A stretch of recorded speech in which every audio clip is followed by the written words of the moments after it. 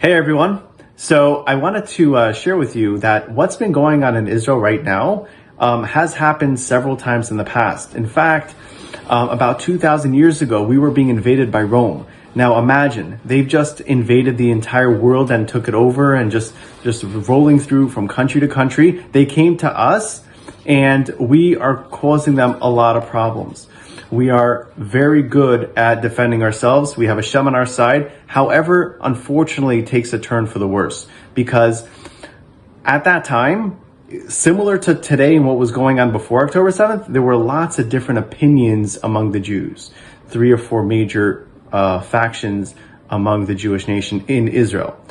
And the difference between then and today is that what they did back then was each group took up arms and just started fighting each other in the land of Israel as the Romans are coming. Unthinkable, right?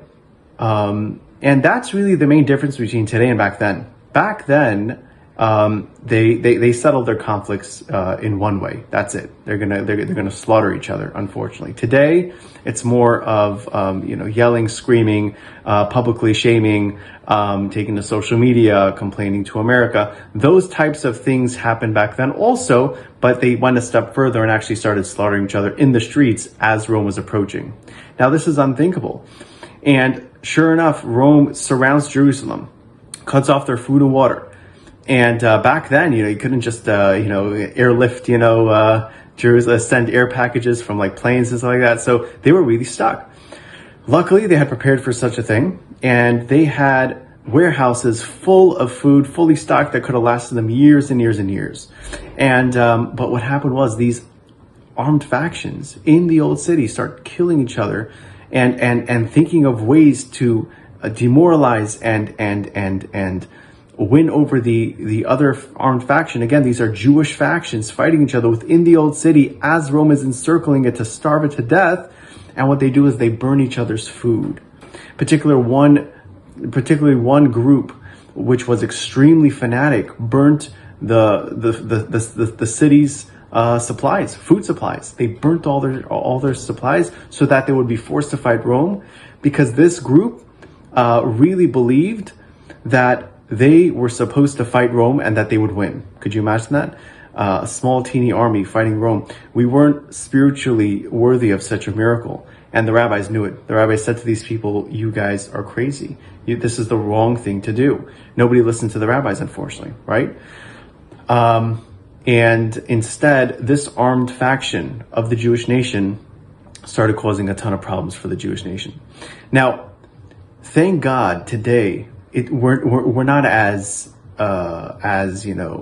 we are not in such a bad place. We are not arming, you don't see every faction in Israel arming themselves. However, it is getting pretty terrible with these protests, blaming this and that.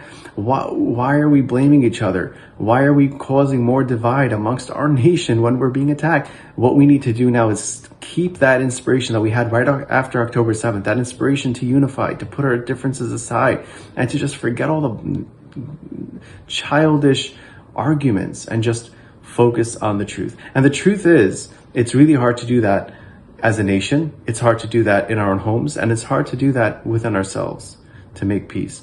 But that's what Hashem expects of us, and we have to seek ways and seek guidance for how to do that. And as a nation, if we hear Lashon Hara, if we hear evil gossip about other people, other Jews in Israel, leaders, this person should have done that, this group is this, that group is that, ignore it. It's all distraction. The main point of this conflict, the main idea that Hashem is trying to drive home is, guys, unite. It's about time. Stop with the bickering. Stop with the fighting. It's nonsense. So, with that, Hashem told Ezekiel, who was an incredible prophet, in chapter 37 of his book, he writes that Hashem told him to take 2 slabs of wood. One, write on one of them Yehuda and his friends, and the other one Yisrael and his friends.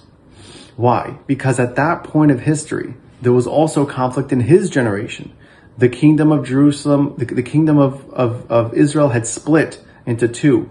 So Jerusalem was controlled by one kingdom called Yehuda, and the other kingdom of the 10 tribes was controlled by another group based in the tribe of Ephraim.